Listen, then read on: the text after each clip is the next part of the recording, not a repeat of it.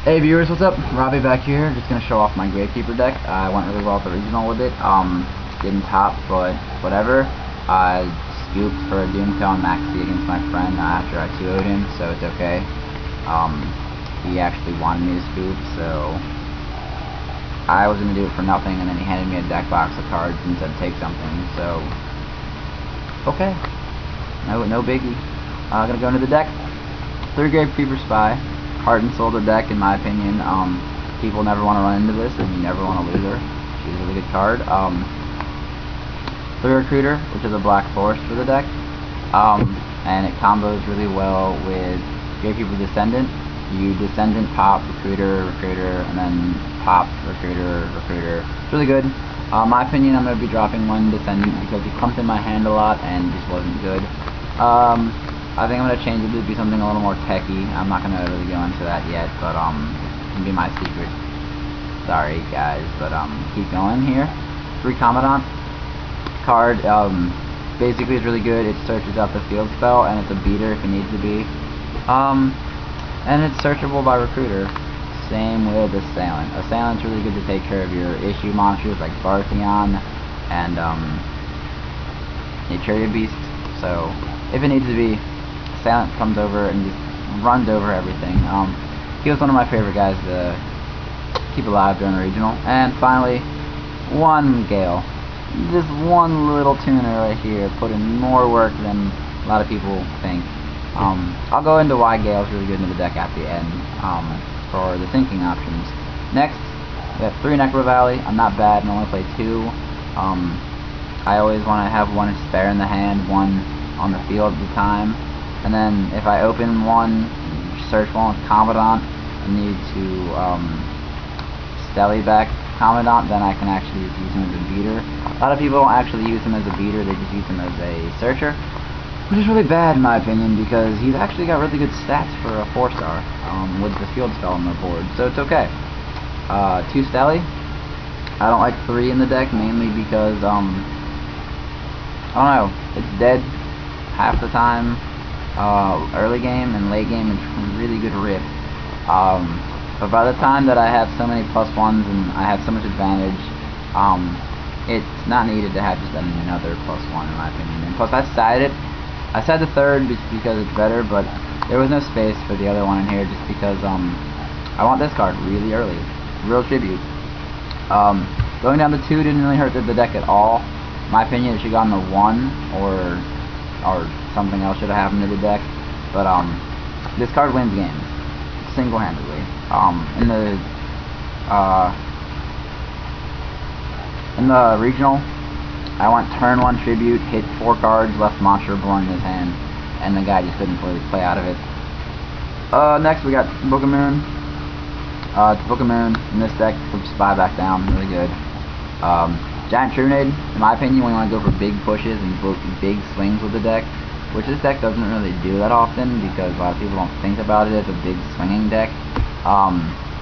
When they're too scared to attack into Spy and you have multiple Spies set, you just Trunade, get guy, swing, and it's really good. Dark Hole, it's Dark Hole. It's good in this deck when you don't have Field Presence set up yet. 3 Pot of Duality, lets you dig through your deck quicker and get your Spies, gets your Commandants, gets your cards. 2 Upstart Goblins, one of the easier cards I'd side out after game 1 if I need to. It just gets you Tribute a lot quicker, which is really important. Gets you also any other cards like these cards, like Solemn Warning. It gets you that a lot quicker, so it's really good.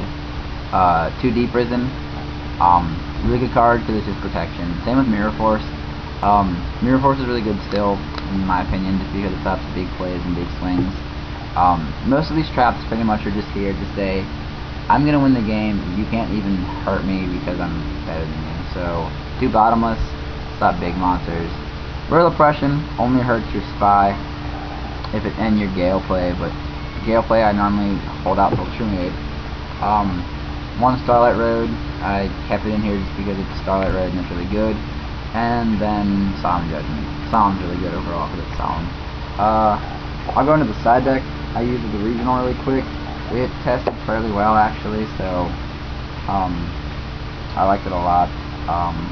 You got Mind Crush for the Samurai and Saber matchup. You just hit the cards out of their hand, you win. For Frog Arts, you have Remasker, Restrict, good cards. 1 Stally for the mirror match. You side it in when you side out your guys, and you have more monsters. 2 Deck Devies versus Plants and other random assortments like that. Card really good. It won me games actually. 3 Cyber Dragon. It again also is Cyber Dragon. The beater wins games. 2 Thunder King, not 3. Duality and Commandant actually, and Recruiter go against this card, but this card, if you play it really correct and really smart, wins you the game. So, in my opinion, Thunder King's really good. And 3 Noblemen of Extermination. This hurts Glad Beast, which is actually a tough matchup for Spy. So I never played against any Glad Beast. I played mostly Light Swarm and Plant. Now the reason why I use Gale is for syncing options. You can go into any of your average synchros with the deck, but you can go into actually more of your tech synchros with the deck, which is really good. Starting off with Mistworm with 2 recruiters.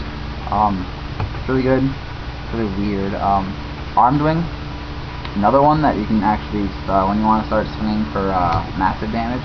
Same with Armor Master. Gale lets you synchro out them, which makes it really good. Tempest, when you actually want to go for bigger game with the damage for burn. I actually don't own an Arcanite. I borrowed one, but you can make the Arcanite Magician just to pop more cards off after Recruiter popping and Descendant popping. So it's really good. And the final tech card that all you have to do is set Spy and have Gale on hand. You go Spy, Recruiter, Gale, Summon, and you make Decisive on. He's really the Light Sworn killer, and he has a 33 body, so he can swing over basically everything. So he's really handy in this deck. And then you have the 3 Stardust Dragons and just other assortment of random sinkers in here. So basically your extra deck's basically standard at that point on. But after that, I figured it didn't really matter if I show you guys anything else. But again, this is the Gravekeeper deck I ran. I'm changing it a little bit for the rest of the format if I decide to run it. After that, I don't know. Tell me what you guys think below. It's pretty standard, so in my opinion, it can't really change too much. But what I do change, I'll keep hidden. So let me know what you guys think.